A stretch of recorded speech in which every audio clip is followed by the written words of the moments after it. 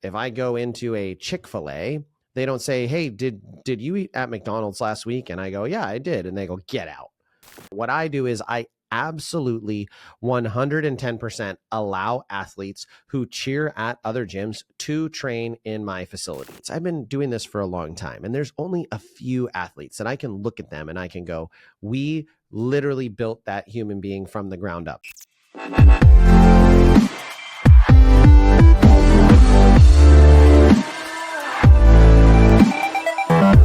Hello, everyone, and welcome to another episode of the Cheer Biz Podcast. I'm your host, Dan Cotton, and today we are going to be diving into, should you allow athletes from other gyms to train in your gym? Now, before we get into the episode, please head on over to Cheer Gym Owners on Facebook and make sure you are in that group if you're a gym owner. And if you're a coach or a coach and owner, join All-Star Cheer Coaches and Owners page where we have all sorts of great discussions like this question that someone asked. They actually asked it on a different platform, but we see questions like this on a lot of our groups, and oftentimes they inspire episodes for me. And on top of that, if you have not checked out nextgenconferences.com to learn more about the conferences that we have coming up, you have got to go and do it. We have a conference coming up in Dallas this summer. It is the best conference in the country when it comes to cheerleading.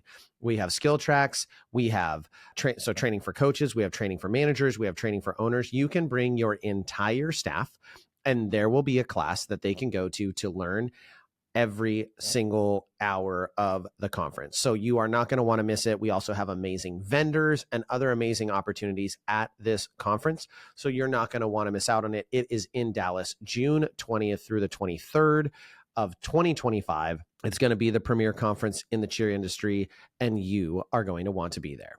Now, let's get into the episode. So this question was asked on Facebook, and someone said, hey, I'm curious. I've gone back and forth. What do you guys allow in terms of if you have an athlete coming to train in your gym for classes or private lessons who you know cheers at another program? What do you do? And I was kind of shocked that by how many people responded that they don't allow it, that they say you can't train here, or we don't train other athletes from other gyms.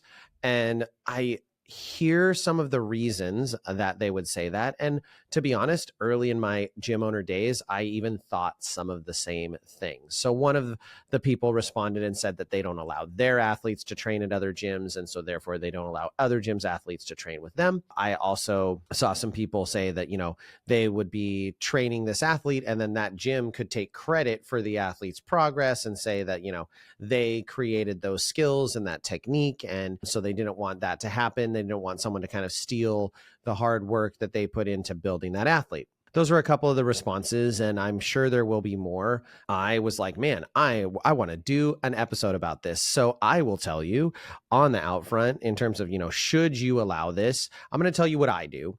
Obviously, I think what I do is right, and it's definitely right for my business. So you have to make that decision. But what I do is I absolutely 110% allow athletes who cheer at other gyms to train in my facility. In fact, I have multiple athletes that come to me this year from another program that opened this year that I lost athletes to at the beginning of the season. Recently, they've had a number of athletes coming over as they gear up for tryouts. And these are kids who are not registered for my tryouts. I have no reason to believe that they're going to try out at my program.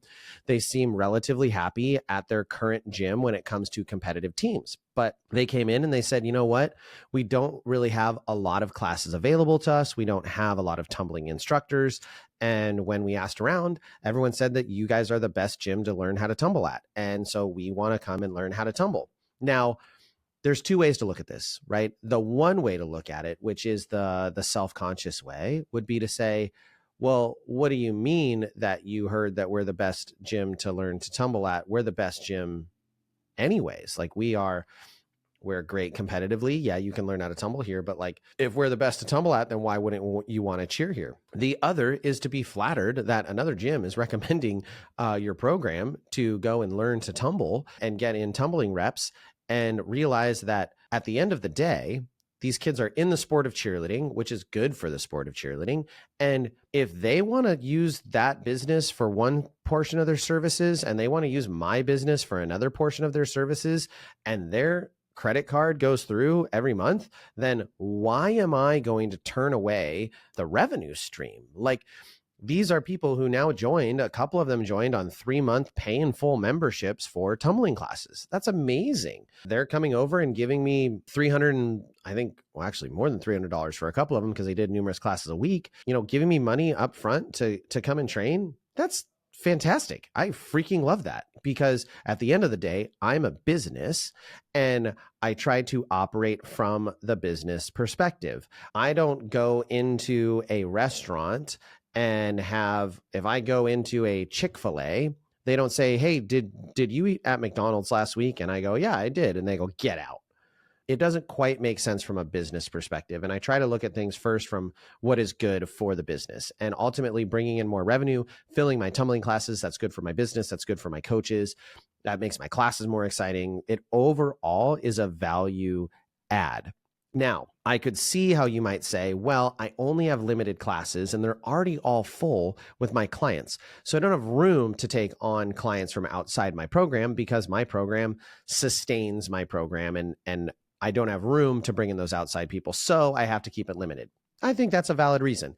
I would absolutely, if I had to pick between, am I going to service people who are not fully invested in my program versus servicing the people that are, then I'm always going to service the people who are fully invested first. But if you have enough capacity, if you have the openings, if you're not selling out of your private lessons, if you're not selling out of your classes, then why would you turn away business just because someone cheers somewhere else?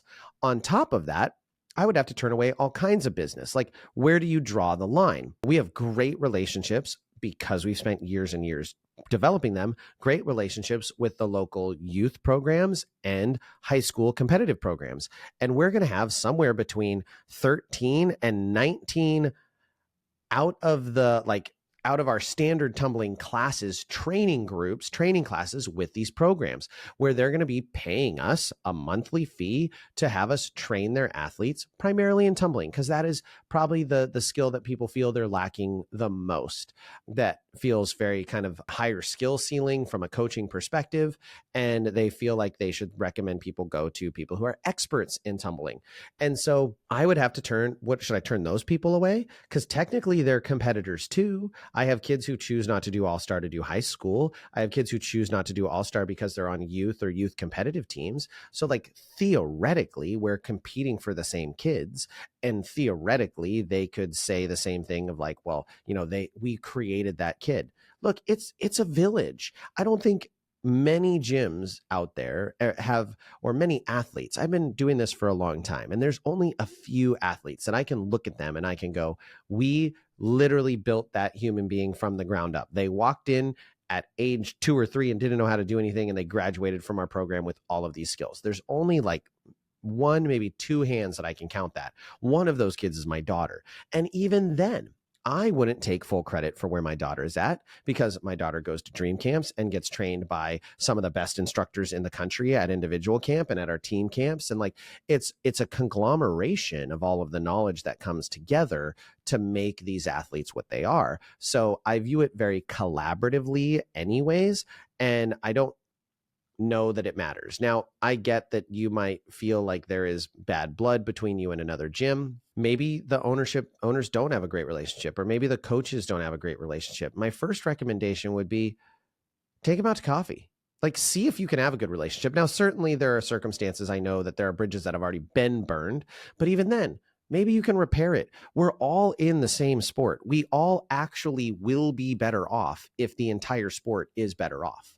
Like, we just met today with someone who wants to open a gym locally and was asking us for advice on things that they should do. They were kind of shocked by unwillingness of other people to kind of interact and engage with them. And I don't know why. Like, I know why they were shocked. I know why people didn't interact and engage with them. And I think it's defeating for our industry. Like, we should be supportive of one another, in my opinion. Like, if the sport grows, we all grow. That's my opinion there. Now, Another reason that I allow them in, I mean, the biggest one is business, right? The biggest reason I allow people from another program to come and train with me is business. Two, it builds credibility for my brand across area. And so while those people are talking to friends and family, who are like, hey, how'd you learn how to do this? They're like, well, I cheer on this team, but I go there to train my tumbling. So it's likely that kids are going to start here. And if they start here in classes, they're much more likely to convert into our team members. And if and when that athlete who's training with us in classes and loves our staff and loves our facility, if they ever decide, hey, I want to switch, where are they going to switch to first? My gym. And I don't even have to recruit them. They just know our people, they know our culture. And if it aligns with their mindset and where they want to be, then they can come on over here. We absolutely do not recruit heavily for people who come into our gym. In fact, I really try to be very, very respectful when I have athletes from another program. I'm not going to talk badly about that other program. I'm not going to tell them, hey, you should definitely cheer here next year. Now, am I going to completely mince all my words? No, I'm not. If they're training in my facility, yes, I'm going to send out emails to everyone saying, we have tryouts coming up. We have mass email systems. So they're going to get those notifications. They're in our email system. So they're going to get those things. So I guess you could say I theoretically am recruiting them because I tell them about the things we have going on. Would I lie to a kid and say, man, you're amazing, I wish I could coach you on one of my teams? Yeah, sure. I've said that to kids before, not so much from other gyms and definitely not in the middle of a season, but I've said that to kids who are, on youth teams who are like, oh, I'm thinking about switching over to All-Star Cheer. And I'm like, I think you'd be really good at it. Love to see you do it. The difference is like with youth and high school, we support them doing both. There isn't really a world where people can do 2 All-Star programs.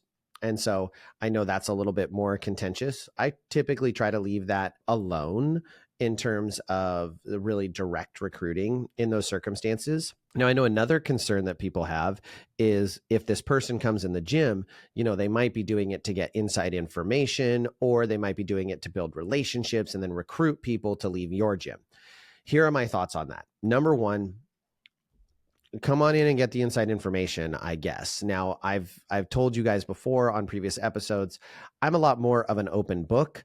Obviously, I have the podcast. I tell you guys what I'm doing in my gyms. And that my competitors can listen to this.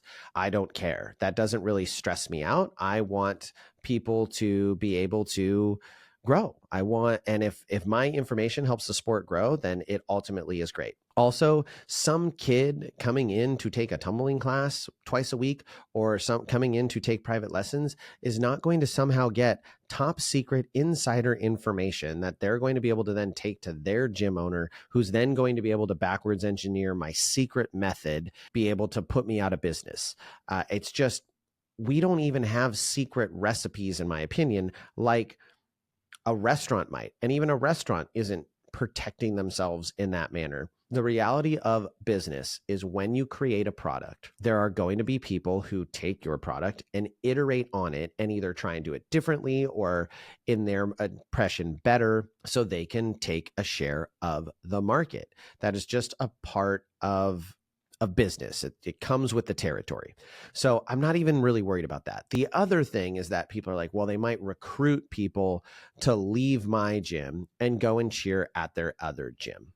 I get that. And there might be certain circumstances where I would tell someone that our gym wasn't a good fit for them, that I would say, hey, based on your conduct, we're not in the business of having people in here who are going to talk badly about our program or who are going to try and recruit our competitive athletes to leave our program and go cheer somewhere else. But that stuff is going to happen no matter what, through friendships and things like that. They're going to have friends at school. They're going to know each other, and kids are going to talk. And when kids are unhappy, they're going to say, hey, my gym's really cool. You should cheer there. Or they're going to complain about their coaches and how they had a hard practice, because it's life and kids are going to complain. So I think that stuff is going to occur in a micro amount, no matter what you do. I'm not super worried about it with kids coming into my tumbling classes and or my private lessons, because the majority of my all-star kids aren't in those tumbling classes. The majority of my all-star kids aren't in the private lesson with them. And if they are, there's a staff member there and they can nip those conversations in the bud. Now, I know you're like, well, they could get their contact information and do all that. Look, I just choose to live in a world where I'm going to assume the best of people until they show me that they have ill intention. And once they show me that they have ill intention, I'm going to take action. And I'm not saying I'm going to be naive. I was a police officer for 15 years out there working the streets. I know how to be suspicious, but I also, even as a police officer, I could be on guard while still treating people with respect. And I chose not to take the approach of assuming every single person I contacted was trying to kill me. I based it off of their conduct. So I gauge it off of the way people act and the way people are engaging in my gym. So then I can make, at that point, I would make a decision. I have never once had to kick someone out of my gym because of something like that. And we've been allowing people to train in our facility from outside facilities for a decade. And I think I actually asked at one point on this same group way back when I was early in my career of like, hey, would you allow someone to do this? And a lot of people were like, no. And then there was a lot of people who were like, yeah, I mean, if their money's green, then I would do it. I'll tell you, like, I'm not exaggerating. I came in today. It's spring break in Oregon at the day that I'm recording this. And I walked in and we had a Tux and Above clinic going on. So a Tux and Above tumbling clinic. One of my tumbling instructors was running it. And I walked out in the gym and there was about 20 kids in the clinic, or at least it seemed like that. Maybe it was more like 15, but it was a well-attended clinic. Of all of the 15 to 20 kids, there was a big fat 0 of them are currently all-star athletes in my program. These are all kids who either cheer at other gyms, cheer on high schools, cheer on youth programs, and maybe some of them do take tumbling classes. Ahmed, my instructor, was like, yeah, there's like 3 of them that are currently in classes, but the rest of them are all kind of, I've seen them maybe at an open gym. I think those 3 girls cheer at this gym, and I don't care because they paid for the clinic. And if they value my staff, then they're likely to come back and pay for more services. And that's great. That's awesome. And it's not awesome just because, like, yes, is there a potential that those kids could switch over to our gym as all-star athletes someday? Yeah, sure. I literally don't care, because if they're paying me for a monthly class membership, I've done my pricing correctly. So I make a profit off of them tumbling in my gym, and it helps cover overhead and all that. So, like, bring them all. I could not care less. Quite frankly, any gyms that are in the area listening, if you don't want to do tumbling classes and you don't want to host them, which you should, feel free to send them my direction. We would happily train all of your athletes to tumble in our gym. They're more than welcome to come and train with my tumbling instructors. And my tumbling instructors are not my all-star team instructors. They have no incentive to enroll people in all-star teams. They don't really care. Like, they want the gym to be successful. They want the gym to win competitions, but ultimately they're not like super invested in those things being, the all-star teams being huge. So it does not bother me in the slightest. And if you're a gym owner, and you're feeling some type of way about that, I would highly encourage you to realize that that is a limiting belief, and you're quite literally telling a group of people who 100% can be your customer, I'm not interested in having you be my customer because you cheer at XYZ location. I don't like that approach. Now, obviously, I have this approach because of the years that I've done it. I also own Dream Camp, so I spend my time in the summers traveling and training kids. I have kids from all over the United States come to my individual camps and train with me and my staff. Like, I just don't see them as any different. If you want to learn how to cheer, if you want to learn how to flip and tumble safely, and you can pay the prices that I'm charging, then I'm happy to work with you. And if that means that I train a kid who then goes and wins at another gym, I literally don't care.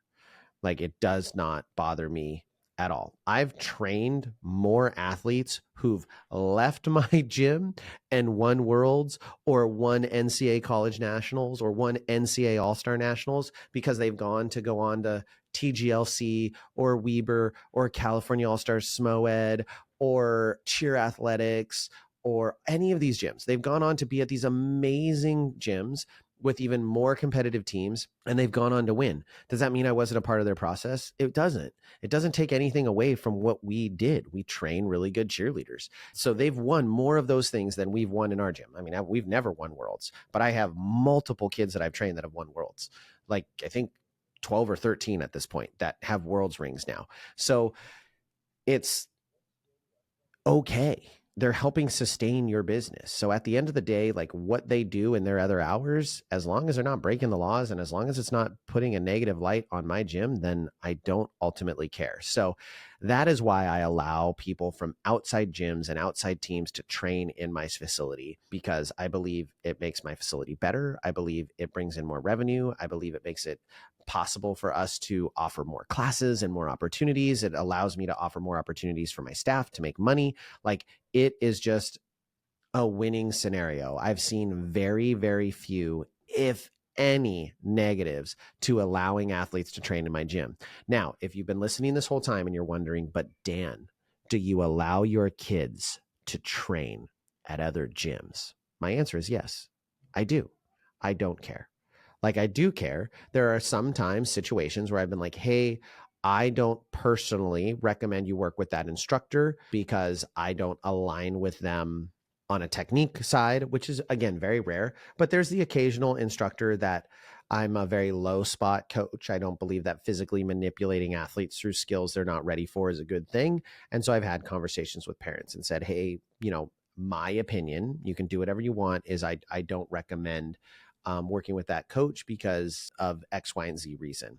There is only one time I've ever had to have a conversation with someone about a particular gym. The conversation was, I need you to understand that when you walk in those doors, they're going to recruit you. Like, you're a really talented athlete. We love you. And I'm not saying you can't go there, but they are going to hardcore try and recruit you for their elite team. And that was just a small microcosm in time with that one particular coach who did a lot of that stuff and was very well known for like having kind of no shame in trying to recruit and build his program. So I had a conversation, but again, I didn't tell them they're not allowed to, because I ultimately don't believe that I have any right to tell them that.